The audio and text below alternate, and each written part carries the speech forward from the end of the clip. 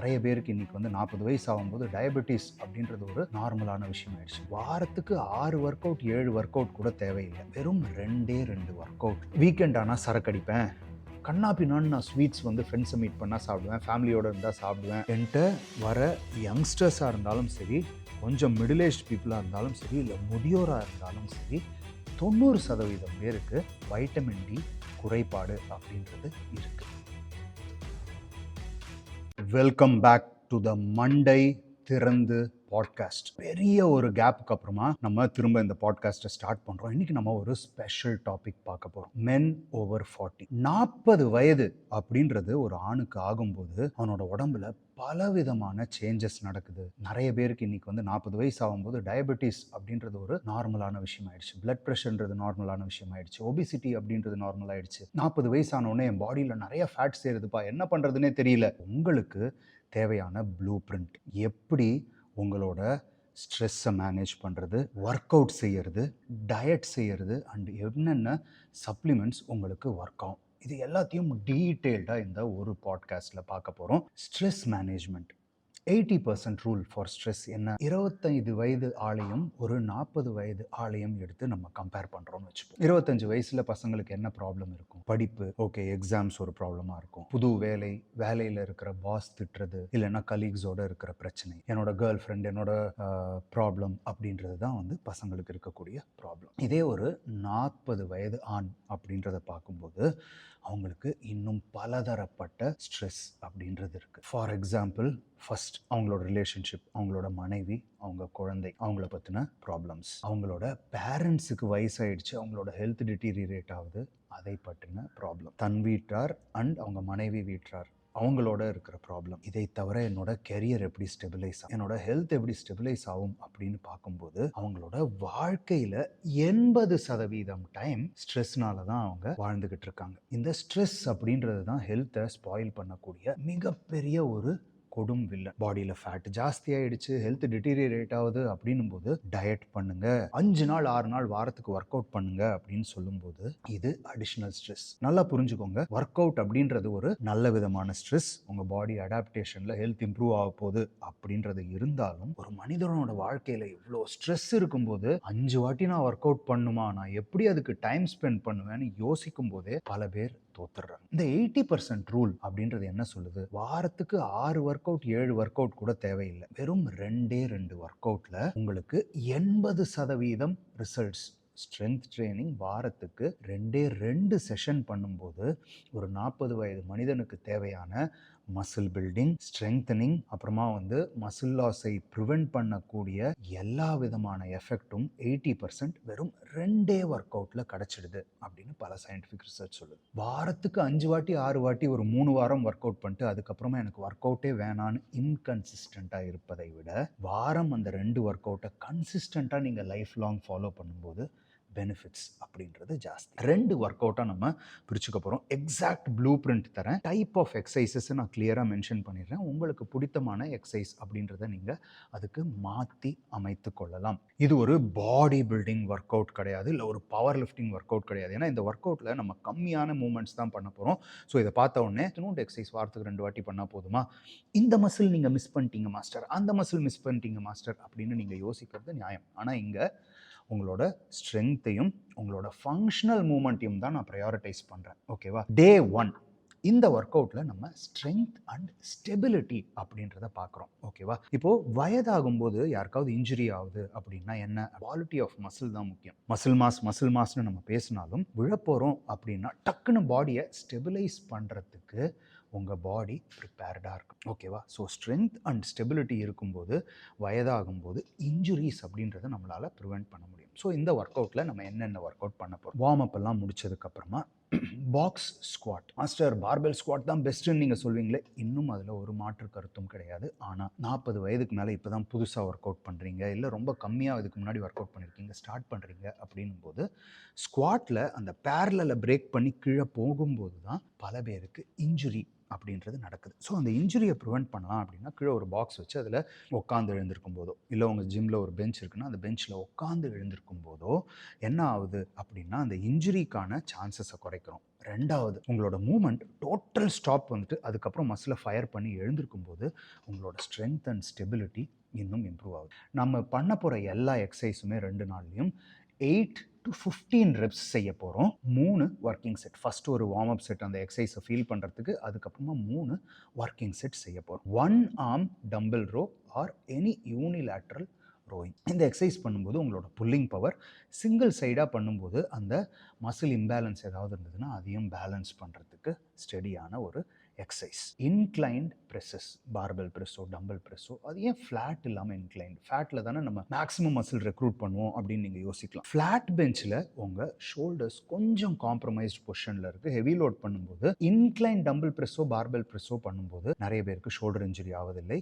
Flat bench ப்ரெஸ்ஸில் heavy push பண்ணும்போது தான். ஸோ அந்த ஒரு ரிஸ்க் அப்படின்றத நம்ம மாற்றுறோம். அதே மாதிரி ஒரு பிகினராக இருக்கிறவங்களுக்கு ஃப்ளாட் பெஞ்சில் கொடுக்கும்போது அந்த ஃபார்ம் வரத்துக்கு டைம் எடுக்கும். அதே ஒரு இன்க்ளைன் பெஞ்ச் ஒரு 30% கொடுத்து பார்த்தீங்க அப்படின்னா அவங்களோட ஃபார்ம் ஈஸியாக செட்டில் ஆகும். அவங்களோட ஷோல்டரை ஸ்டெபிலைஸ் பண்ணுறதுக்கு either standing overhead press or ஏதாவது ஒரு மிஷின் ப்ரெஸ் மூமெண்ட் அப்படின்றது கொடுக்குறோம், வெர்டிக்கல் ப்ரெஸ்ஸிங். ஸோ இது பண்ணும்போது உங்களோட ஷோல்டர் மொபிலிட்டி, ஷோல்டர் ரொட்டேட்டர் கஃபோட ஃபங்க்ஷன், அதை சுற்றி இருக்கிற மசில் அப்படின்றது மேக்ஸிமம் ஸ்டெபிலைஸ் ஆகுது. இதை ஏன் ஸ்பெசிஃபிக்காக ஓவர் ஹெட் ப்ரெஸ் பண்ணுறோம்? இந்த 40-45 வயசு ஆகும்போது ஆண்களுக்கு மட்டும் இல்லை, ஈவன் பெண்களுக்கு இந்த ஃப்ரோசன் ஷோல்டர் அப்படின்றத ஆரம்பிக்கிறதுக்கான சான்சஸ் நிறையா. ஸோ இந்த வெர்டிக்கல் ப்ரெஸ் பண்ணும்போது அதுக்கான சான்சஸை குறைச்சி அதை சுற்றி இருக்கிற மசிலை இன்னும் நம்ம ஸ்ட்ராங் ஆக்கிடுறோம். தென் ஃபைனலாக இந்த ஒர்க் அவுட்டை முடிக்கிறது, உங்களால் தொங்க முடிஞ்சிச்சுன்னா ஹேங்கிங் knee ups, இல்லைன்னா ஒரு ரிவர்ஸ் க்ரன்ச் அப்படின்றத நீங்கள் செஞ்சீங்க அப்படின்னா உங்களுக்கு மேக்ஸிமம் பெனிஃபிட்ஸ். அவ்வளோதான்ப்பா. இந்த ஒர்க் அவுட் அப்படின்றது மேக்ஸிமம் 25 நிமிஷத்தில் உங்களால் முடிச்சிட முடியும். இப்போ 2 ஒர்க் அவுட் பண்ணுறோம் அப்படின்னா மண்டே அண்ட் தேர்ஸ்டே, இல்லை டியூஸ்டே அண்ட் ஃப்ரைடே அப்படின்னு வாரத்துக்கு 2 நாள் சூஸ் பண்ணுறோம். இப்போது இந்த 2 ஒர்க் அவுட் பண்ண போகிறீங்க அப்படின்னா தினமும் மினிமம் ஒரு 8,000 to 10,000 ஸ்டெப்ஸ் நீங்கள் கிராஸ் பண்ணிடுறீங்களா அப்படின்றத பாருங்கள். ஏன்னா நிறைய பேரோட ஹெல்த் குறையறதுக்கு காரணம், நிறைய பேர் ரெகுலராக ஒர்க் அவுட் கூட பண்ணிட்டு இருப்பாங்க. நான் ஹெல்த் எப்போ குறையும் அப்படின்னு பார்த்தா இந்த ஒர்க் அவுட் செய்யும் அந்த 1 மணி நேரத்தை தவிர 23 மணி நேரம் இதர் பெட்டு இல்லை சேரில் அந்த மாதிரி இல்லாமல் ஒரு நாளைக்கு அட்லீஸ்ட் ஒரு 8,000 ஸ்டெப்ஸ் ஆர் 10,000 ஸ்டெப்ஸ் எடுத்துட்டீங்க அப்படின்னா பேசிக் மூவ்மெண்ட் அப்படின்றது உங்கள் பாடியில் இருக்கும். உங்கள் மெட்டபாலிசம் ஹையாக மெயின்டைன் ஆகும். இந்த வயதாகும் போது நமக்கு ஏன் ஃபேட் அப்படின்றது கெயின் ஆகுது? 25 வயசில் என்ன குப்பையை சாப்பிட்டாலும் சரி, எவ்வளோ மோசமான லைஃப் ஸ்டைலாக இருந்தாலும் சரி, அந்த உடம்பு தாங்குது. ஆனால் வயதாக நீங்கள் பண்ணுற அநியாயங்களை உங்கள் உடம்பு பொறுத்துக்க போகிறதில்ல. இதுதான் உண்மை. ஸோ அந்த அநியாயம் எதுவும் செய்யாமல் அதை கேர் எடுக்க போகிறோம். So work out number 2.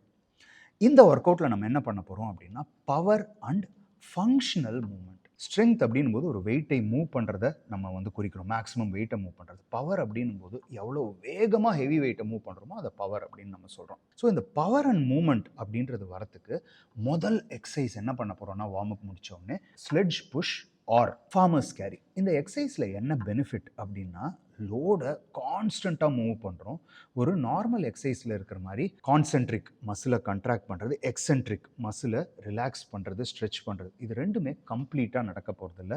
So constant மூமெண்ட்டில் லோடை மூவ் பண்ண போகிறீங்க. உங்களுக்கு நிறைய எனர்ஜி பேர்ன் பண்ண போகிறீங்க, குவிக் ரெஸ்பான்ஸ் பில்ட் பண்ண போகிறீங்க. ஆனால் ஒரு ஸ்குவாட் ஒர்க் அவுட் பண்ணால் அடுத்த நாள் காலில் ஒரு சோர்னஸ் அப்படின்றது இருக்கும்ல, அந்த மாதிரி மசில் சோர்னஸ்ன்றதை உணர மாட்டீங்க. ஸோ இது ஒரு அருமையான moment for your power and functionality.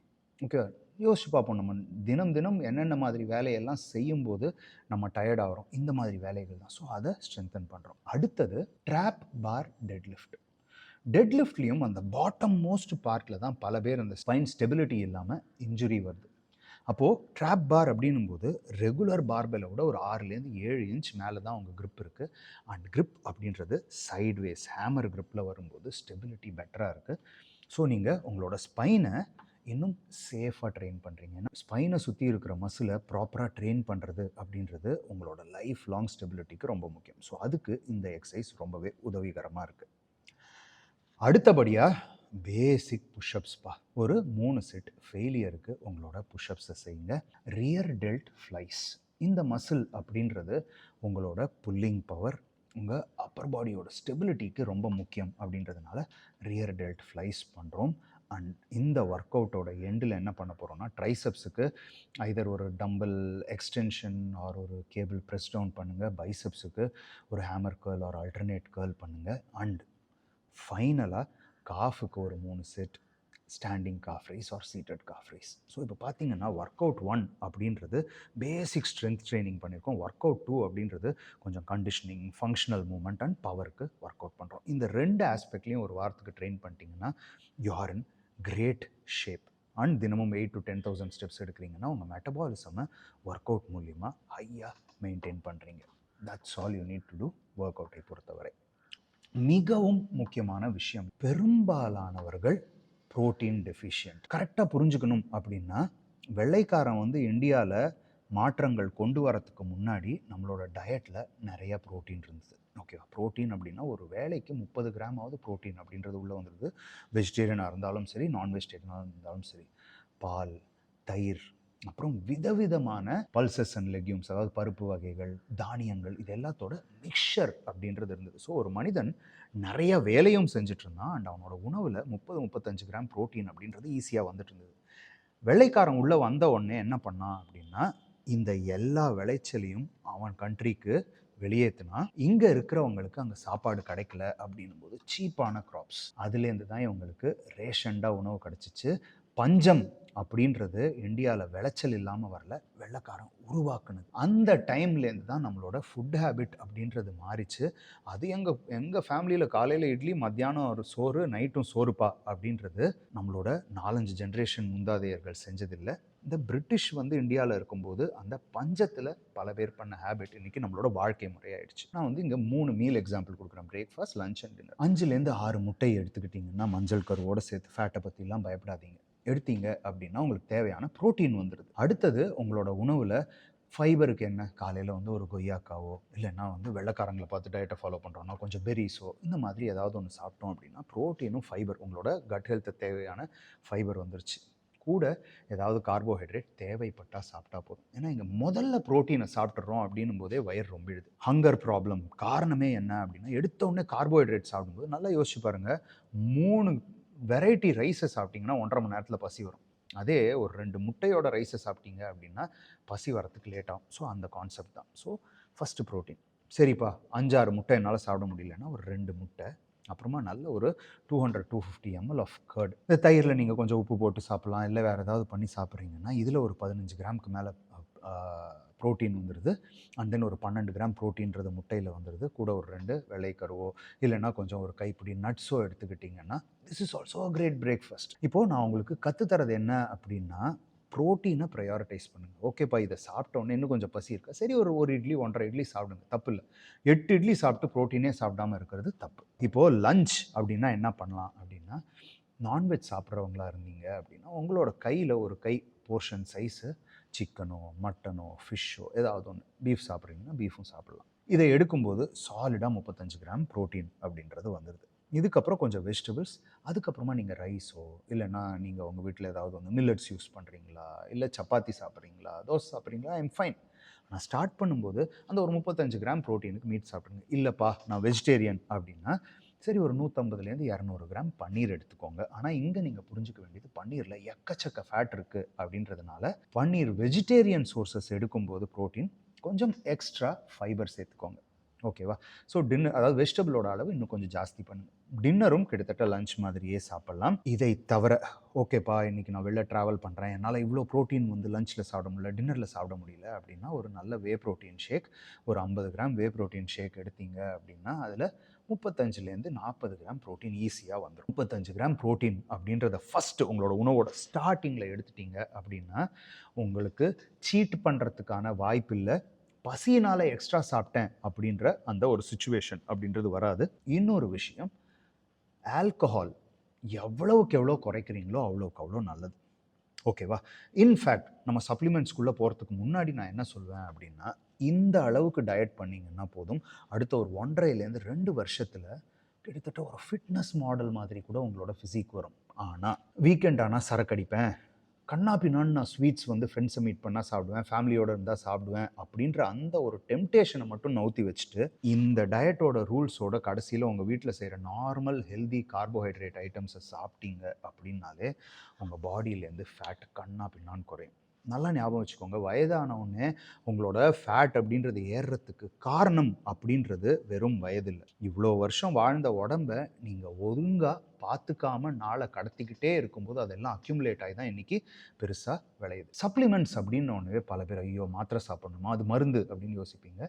இப்போது உங்கள் உணவில் ஒரு சில குறைபாடு இருக்குதுன்னு வச்சுப்போமே, அந்த குறைபாடை சரி பண்ணுற வரைக்கும் உங்களோட மெட்டபாலிசமும் ஹெல்த்தும் பெருசாக இம்ப்ரூவ் ஆக போகிறதில்ல. இதில் முக்கியமானது நம்பர் 1 நான் என்ன சொல்வேன் அப்படின்னா, உங்களோட கிட்னி ஹெல்த் நல்லா இருக்கும்போது தினமும் ஒரு 5 கிராம் கிரியேட்டின். ஓகேவா? உங்களோட பிரேக்ஃபாஸ்ட்டோட சாப்பிடுங்க, இல்லை டின்னரோட சாப்பிடுங்க, இல்லை ஒர்க் அவுட் முன்னாடி சாப்பிட்றீங்கன்னா அதே டைம் டெய்லியும் சாப்பிடுங்க.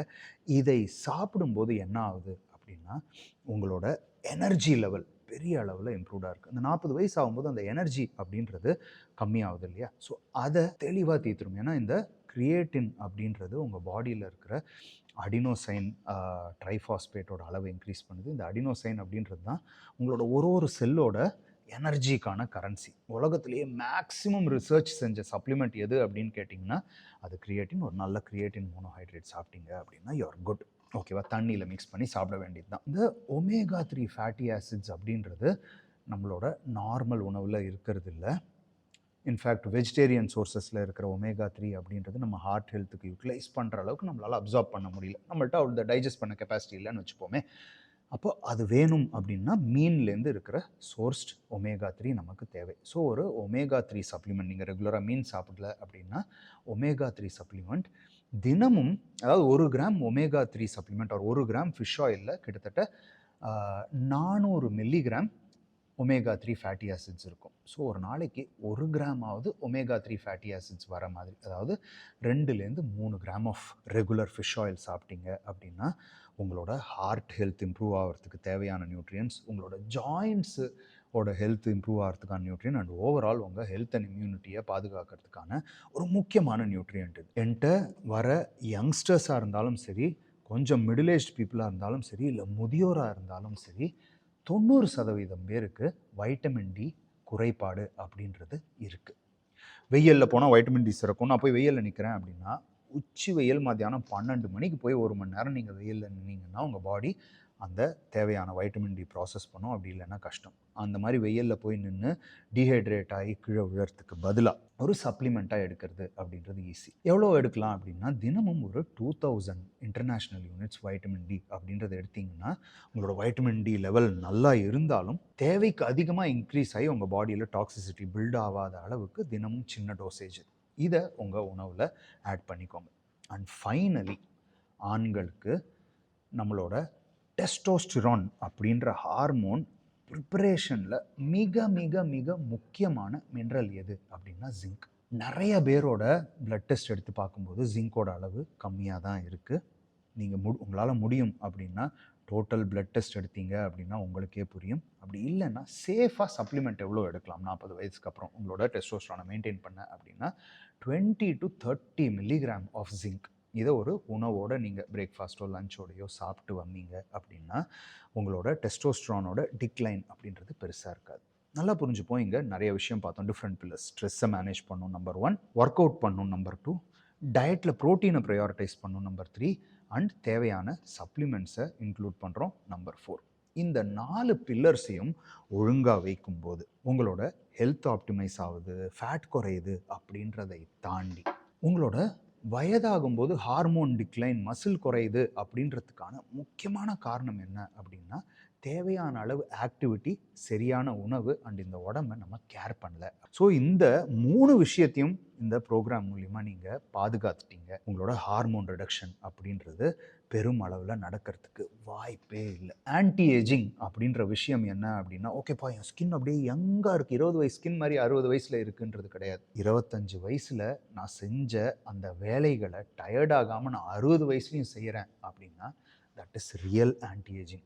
அதுக்கான முக்கியமான பேசிக் ஃபேக்டர்ஸ் எல்லாத்தையும் இந்த மண்டை திறந்து பாட்காஸ்ட்டில் உங்களுக்கு தெளிவாக சொல்லியிருக்கேன். I will come back with more informative podcast. Stay tuned till my next podcast.